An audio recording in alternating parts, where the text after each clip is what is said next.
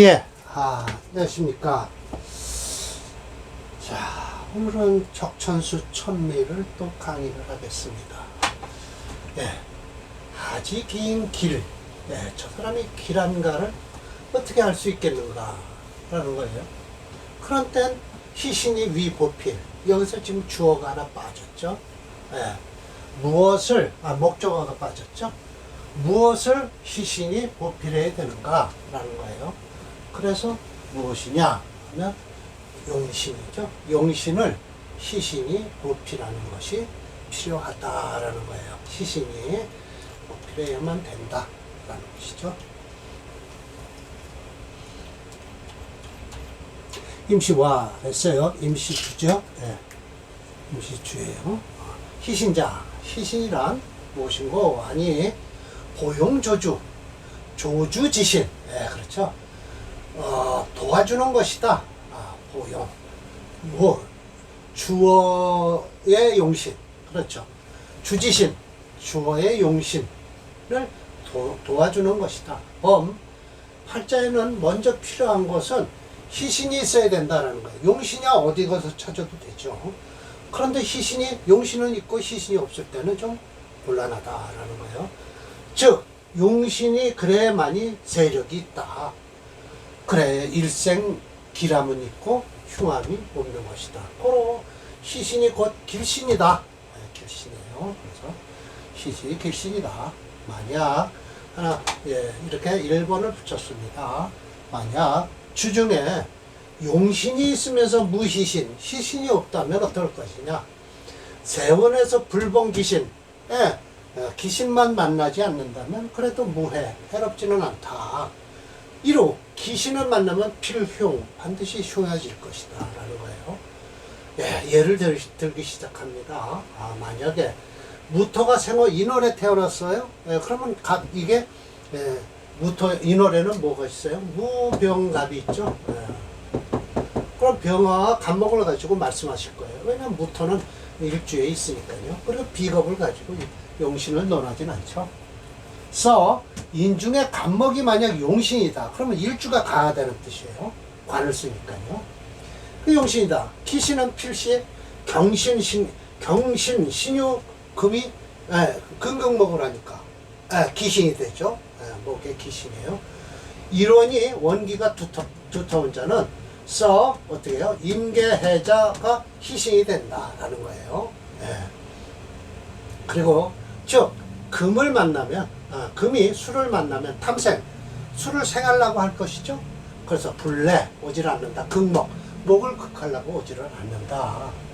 자, 일주의 원신이 밥자, 약해요. 약할 때는 이 병정사호로서 희신을 삼는데 어떻게 되느냐?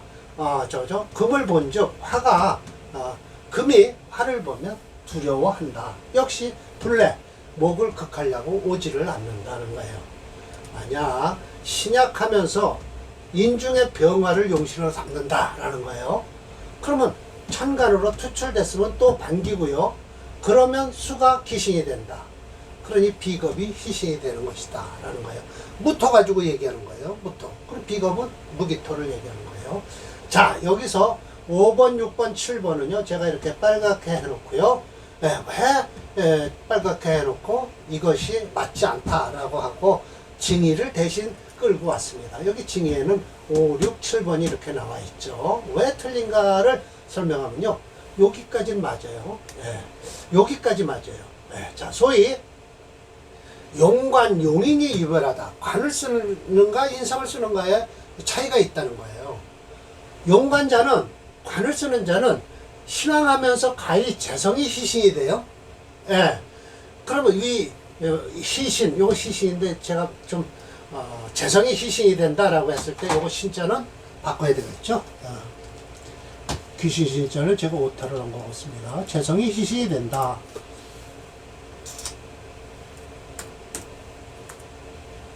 이건 여네요.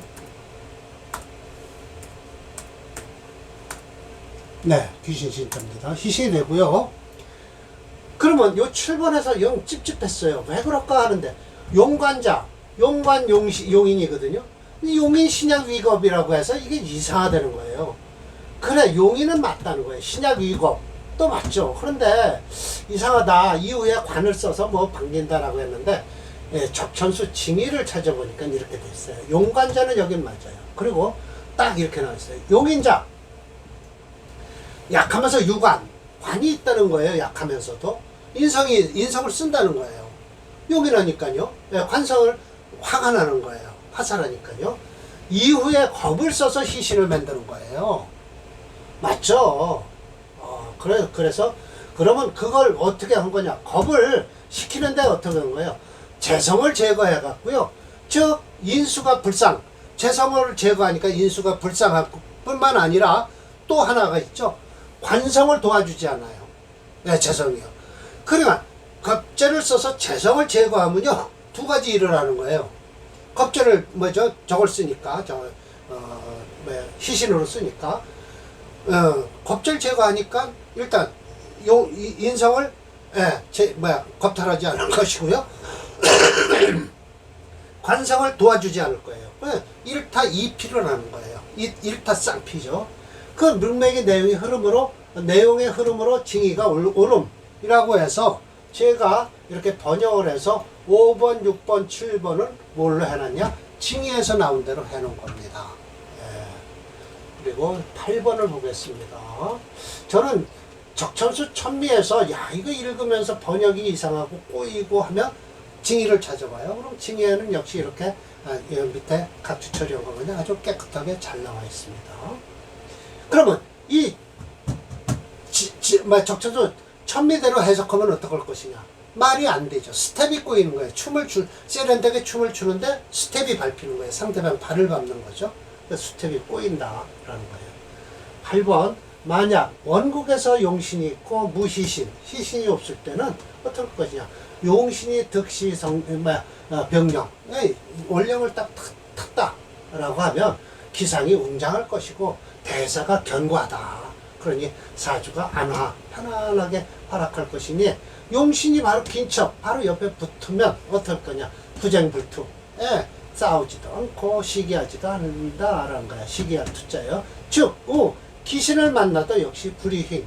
그렇게 흉하지를 않다. 원국에서요, 만약 원국에서 희신이 없고 귀신이 있다라고 하면 안복해서 혹 출현을 했어요. 더불어 용신과 긴척, 귀신이 같이 붙어 있다는 거예요. 그러면 혹쟁, 혹투, 쟁투가 일어나는 것이죠.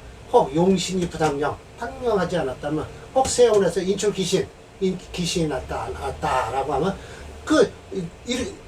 도와서 일으키는 거예요. 귀신을 도와서 일으키는 것이니 비교하자면 국가의 간신이 있고요. 사통외구, 개인적으로다가 외구와 사통을 하는 것이니 두 가지 다 와서 협공을 하니 그 흉은 립견 뻔히 서서 보인다는 거예요. 볼 것이다. 토로서 이와 같이 논했으니 나머지도 얘를 미루어서 추측하라 라고 하죠. 그렇게 됐습니다. 그래서 5번, 6번, 7번은 징의에 있는 대로 해석을 해놨습니다. 자, 260번과 261번. 오늘 사례 명조 2개예요. 좋은 명조죠. 그리고 오늘 2개 끝내겠습니다.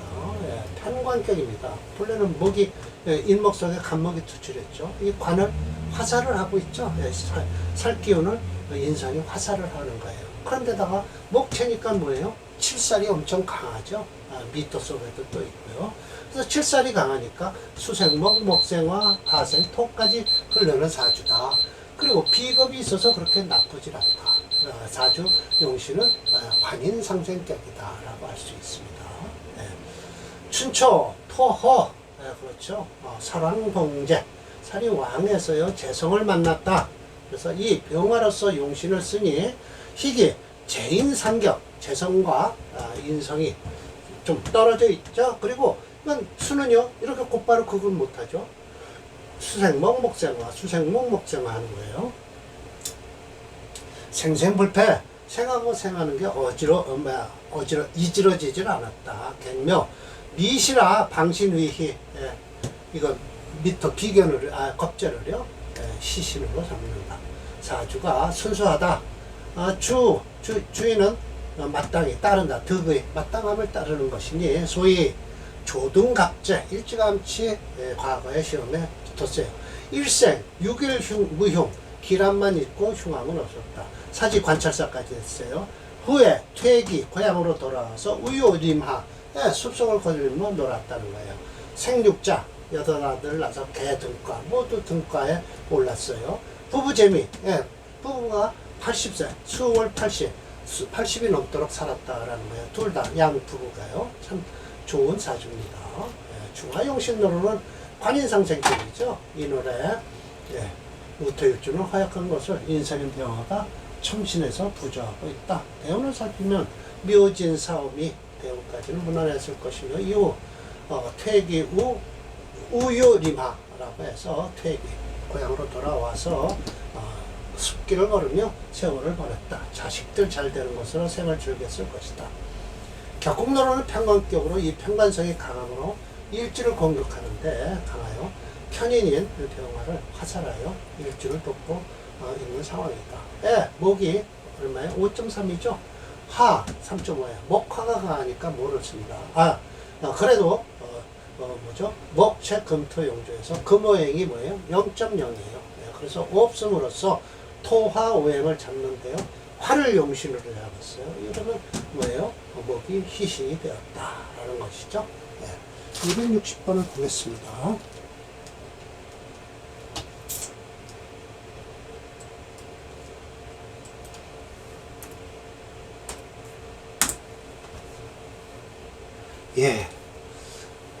임신대원 되면 끝납니다. 이 사주.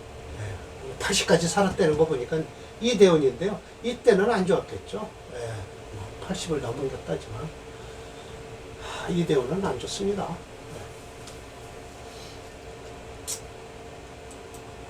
임 선생이 뻥을 쳤는지 모르지만 우리는 그 대운대로 딱딱 보니까요. 자, 261이에요. 자, 이렇게 올리겠습니다. 병신, 기해, 경진, 무인 해서 이 해월이에요. 10월달인데 음력을요. 그래도 지금이네요. 딱 지금 이제 춥기 시작하는 거예요. 그래서 금수상관, 희경관이라 해도 좋죠. 금체 화목용조입니다. 차, 한금희화. 차가운 금은 불을 반긴다. 득시, 지지에 시지에 인목을 생지하고 있어서요. 화를 즉 화유형 불이 타고 있어요. 그러나 용제살 필선신화 제사를 쓰려고 하면 반드시 먼저 일주가 강해야 되는데 묘하게도 연지에 좌록을 했다라는 거예요. 3인 첨신갱생 이렇게 진토, 무토, 기토 이렇게 해서 딱 싸고 도네요. 아주 닭이 알을 품듯 했습니다. 해수당권에서요. 신금, 탐색망충 신금은 저기까지 가지 못합니다. 무화죠. 화가 없은즉 토동금한 토가 얼고요. 금이 차가워질 건데 무목적 수왕허화 수가 왕하고 목이 없었으면 그렇게 되는 거예요. 불이 허했을 것이나 이화위역 화로서 용신을 잡으니 이 목이 목이 시신이 된다. 목화양자가 결일 하나라도 빠져서는 불가하다라는 거예요. 소위 생평 평생 동안 무흉무험 흉험이 하나도 없었다는 거죠. 등가 발갑해서요. 한해 무파 벼슬 바다가 파도가 없었다. 후예라는 것은 이게 뭐예요? 자식들이 재미 모두 아름다웠다. 수지 팔순지외라. 대개 보면 요즘에 뭐 팔순을 우습게 알지만 팔순하면 옛날에는 장수 쪽으로 들어갔죠.